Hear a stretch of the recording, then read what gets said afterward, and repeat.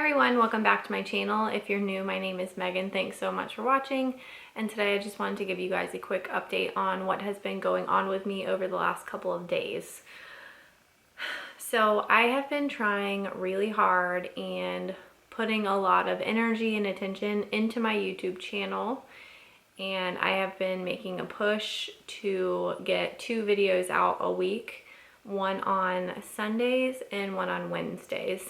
And this past Sunday, I had all these plans of like what I was going to film, when I was going to edit it and upload it and all of that.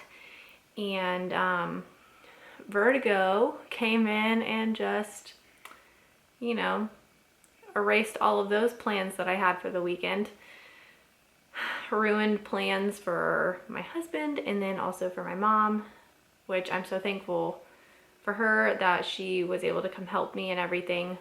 But anyways, about a month ago, I don't remember if I put it in any video. I might have just like briefly mentioned it, that I had vertigo. And what happened was back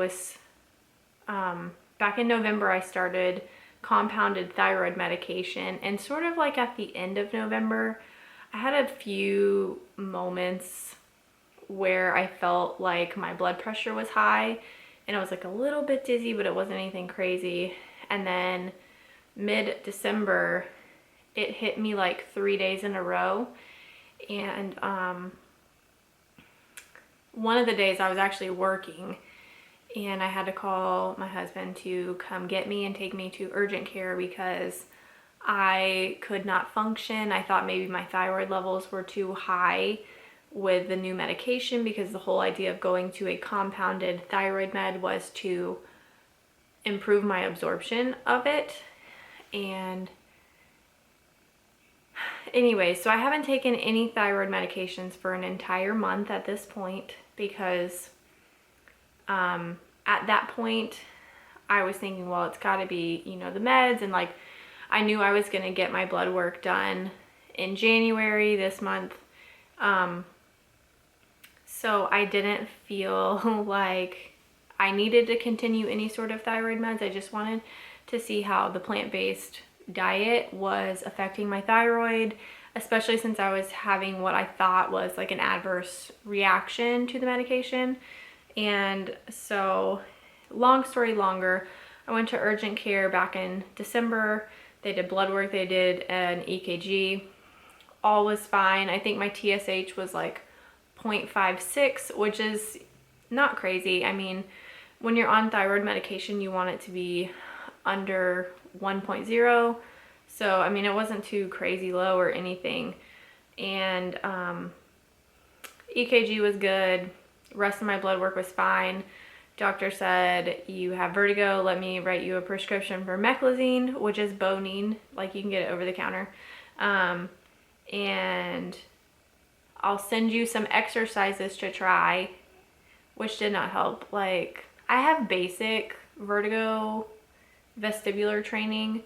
I don't see it a whole lot in like a pediatric population, so I don't use that knowledge very much.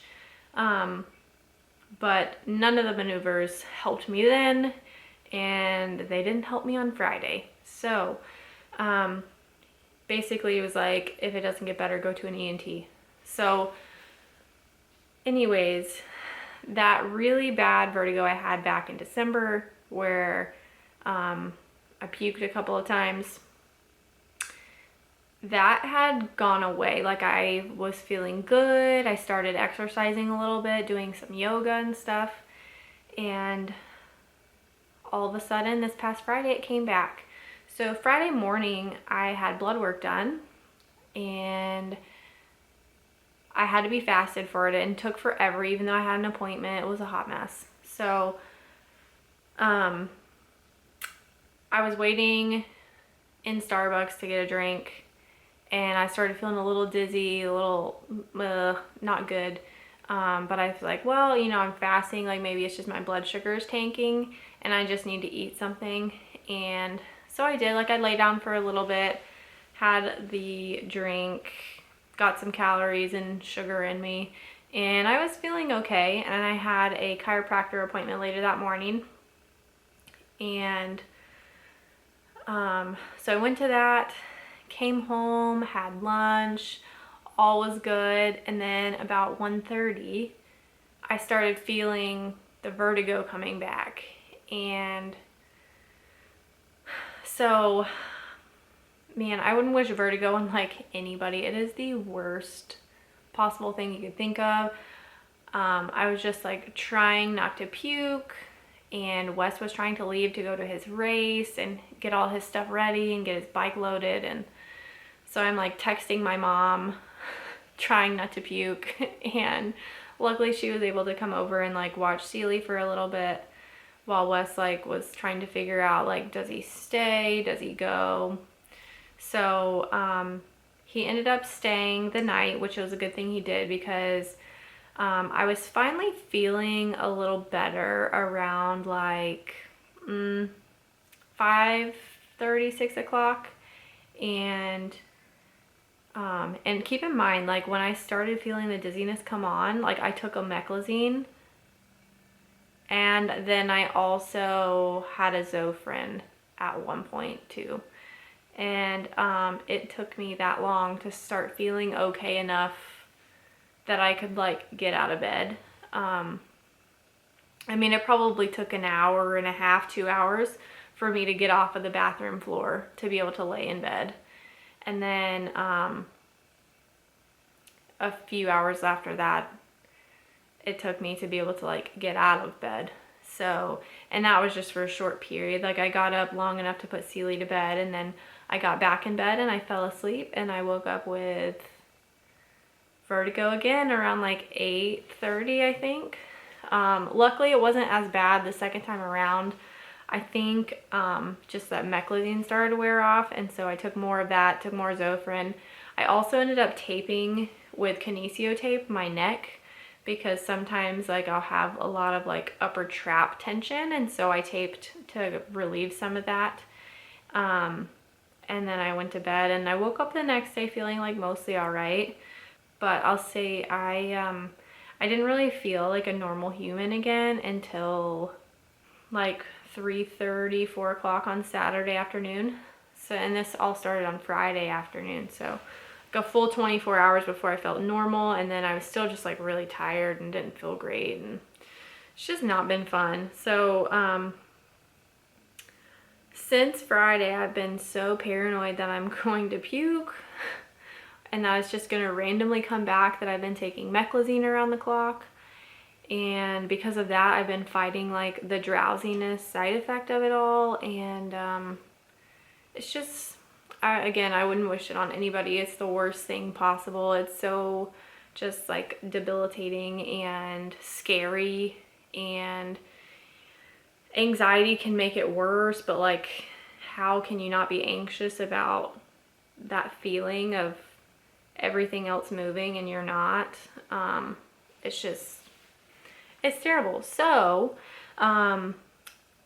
I attempted, when I was like dying in bed on Friday, to make an ENT appointment, but with the clinic that I'm going to go to, they require you have a hearing test first to be seen for vertigo. And in order to get a hearing test, regardless of what insurance you have to have a referral. So I was super annoyed that happened, because it was like 4 o'clock on Friday that I tried to call. And when they told me that, and they were like, well, you know, you could call your primary. And I'm like, yeah, I haven't seen my primary in like 5 years. I don't think they're going to write me a referral.